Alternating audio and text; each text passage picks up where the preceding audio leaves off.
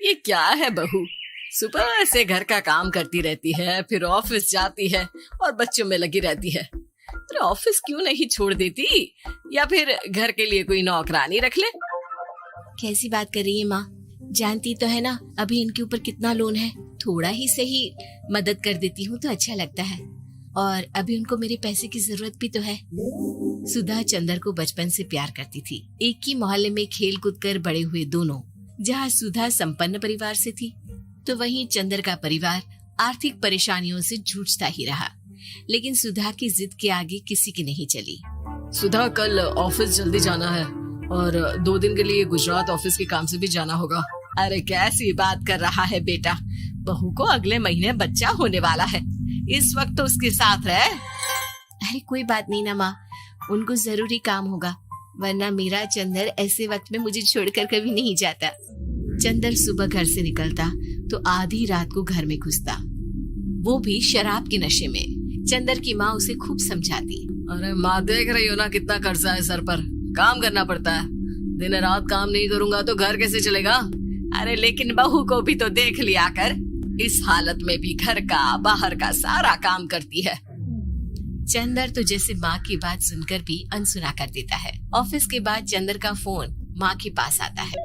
माँ, वो ऑफिस के काम से आज रात के लिए पास के शहर के ऑफिस जाना पड़ रहा है, कल सुबह आ जाऊंगा। सुधा रात को कमरे में सो रही होती है कि उसके पेट में दर्द होता है। सुधा चंदर को वीडियो कॉल करती है। इनको फोन कर लो, शायद कुछ आराम मिले। लेकिन 10 बार फोन करने पर भी वो सुधा का फोन नहीं उठाता। ऑफिस के काम से गए हैं, हो सकता है बिजी हो। कितनी मेहनत कर रहे हैं हम लोगों के लिए। सुधा सो तो जाती है, लेकिन अकेले उसे कमरे में डर लगता है।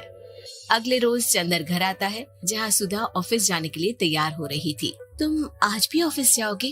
कल रात भर तो ड्यूटी की है, थक जाओगी, छुट्टी ले लो ना। अरे नहीं नहीं, कैसी बात कर रही हो, ये तो पॉसिबल ही नहीं है।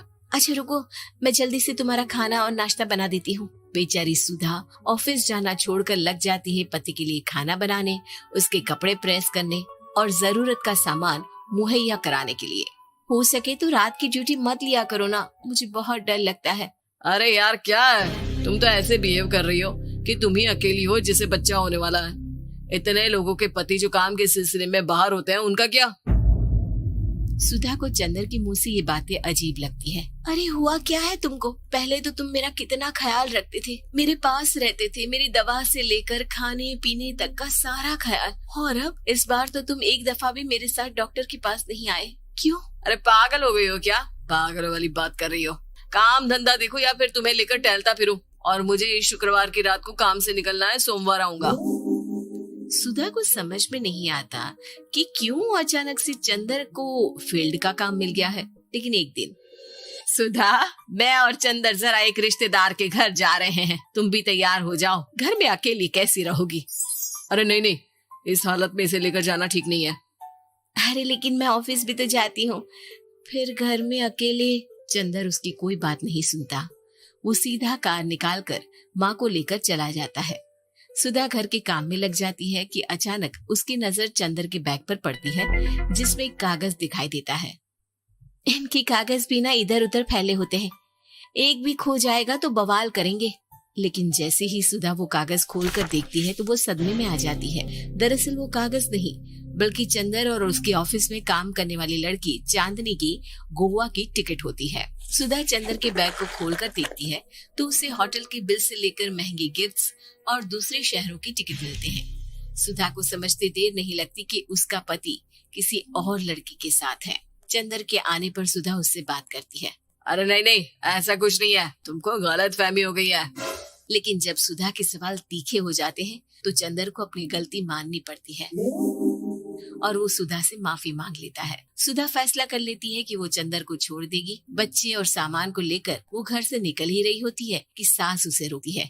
कहाँ जाएगी बेटा, रुक जा। चंदर को सुधा का जाना खल नहीं रहा था। वो झूठे मुंह भी उसे रोकने की कोशिश ही नहीं कर रहा था। सुधा चंदर को देखती है और मायके चली जाती है। मायके में माँ कहती है, अरे आज से कैसे घर छोड़कर आ गई? कौन सा चंदर तुझे छोड़ रहा था? माफी तो मांग ली थी ना। देखो बेटा, बेटी डोली में जाती है और अर्थी में ही निकलती है। पर पापा, मेरा आत्मसम्मान उसका क्या? आपने मुझे पढ़ाया लिखाया है, इस लायक बनाया कि मैं खुद का खर्चा उठा सकूं, बेटी को पढ़ा सकूं, एक अच्छा जीवन पाऊं। अरे लेकिन पति की जरूरत तो होती है ना सुधा दीदी, और अगर आपको नहीं है तो इस बच्ची का सोचो जो अपने पिता से इस कदर जुड़ी है। आने वाले बच्चे की सोचो जिसके आने से पहले ही आपने पिता का प्यार से दूर करने की सोच ली। सुधा फोन देखती है लेकिन चंदर का कोई कॉल नहीं होता। वो समझ नहीं पाती कि अपने आत्म सम्मान के बारे में सोचे या बच्चों के बारे में। मम्मी, हम नाना नानी के घर से दादी और पापा के पास कब जाएंगे?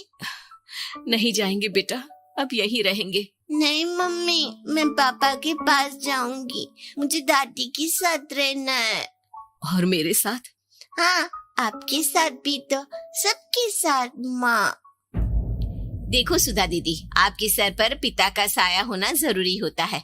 अपने घमंड के लिए पिता और बेटी को अलग मत करो। सुधा अब सामान उठाकर अपने ससुराल जाने लगती है, लेकिन मन में सवाल रह जाता है कि जिसे दुनिया घमंड समझ रही है वो उसका आत्मसम्मान था।